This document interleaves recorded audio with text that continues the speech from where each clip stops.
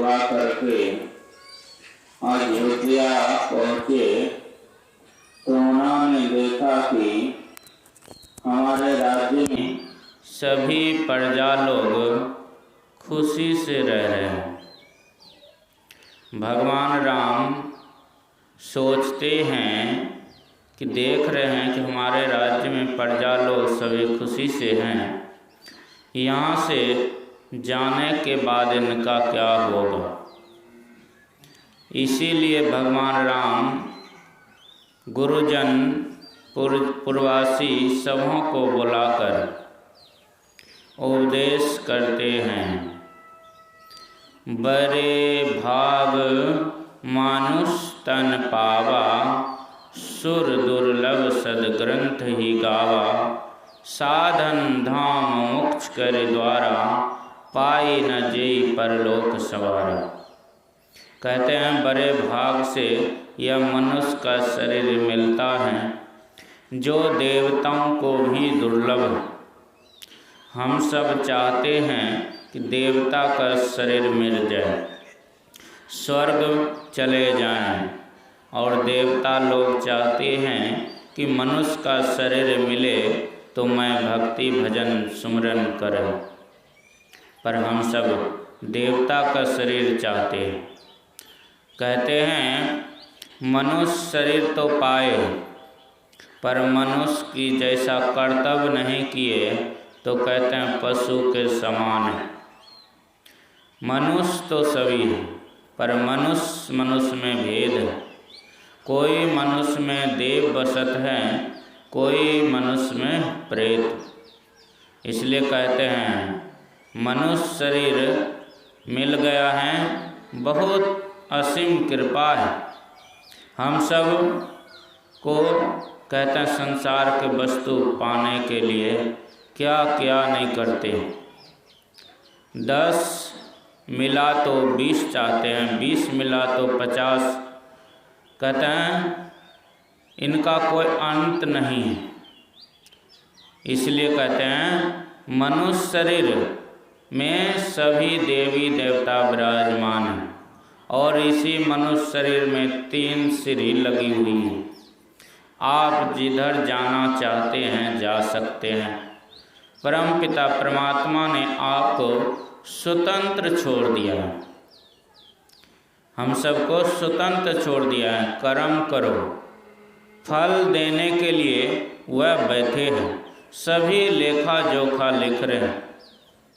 कहते हैं आप सबको स्वतंत्र छोड़ दिया है, आप जैसा भी कर्म करेंगे मनुष्य शरीर पाकर वैसा आपको फल मिलेगा।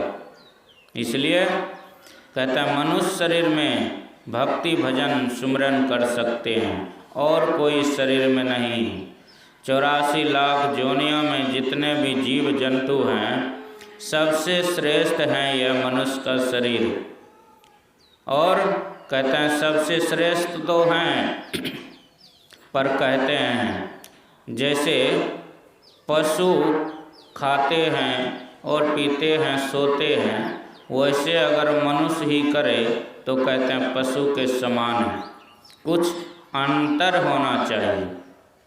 कहते हैं आप दान पुण्य करके कहते हैं आप स्वर्ग जा सकते हैं, और पाप कर्म अगर आप करते रहे तो आपको नरक में जाना पड़ेगा।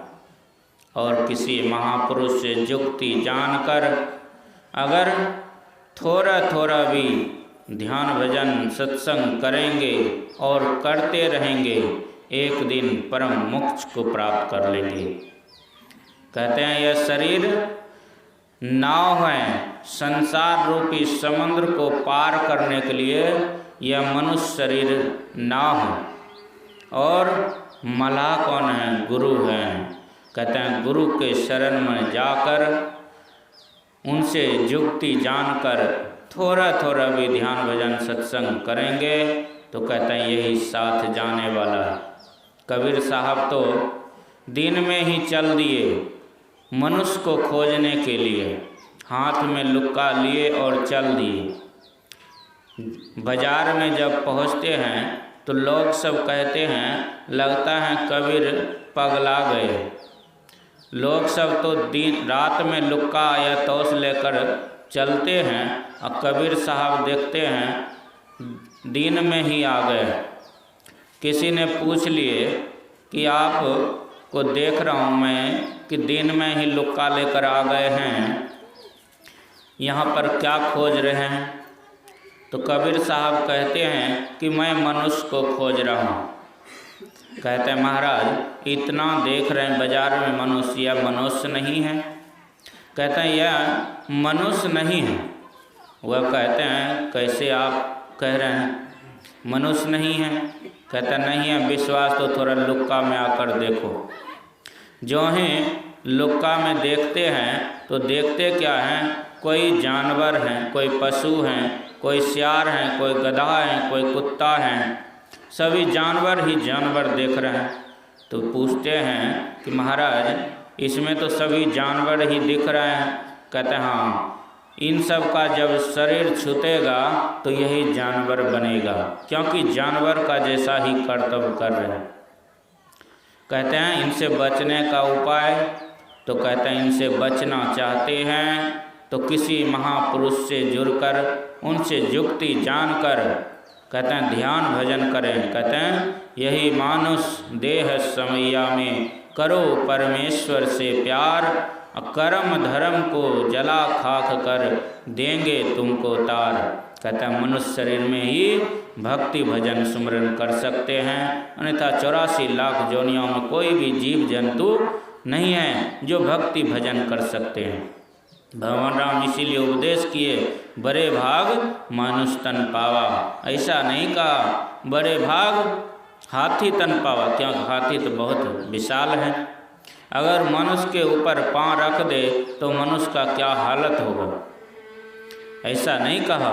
क्योंकि मनुष्य शरीर इसलिए विशेष है कि ये मनुष्य शरीर जो चाहे कर सकते हैं, इसलिए मौका बहुत अच्छा है। मनुष्य का शरीर मिला है, थोड़ा थोड़ा भक्ति भजन सुमरन करेंगे, यही आप सबके साथ जाएंगे। यही आप सबके सेवा मैंने समय अनुसार रखा। अब विशेषकर पूज्य बाबा से सुनेंगे। श्री सद्गुरु महाराज।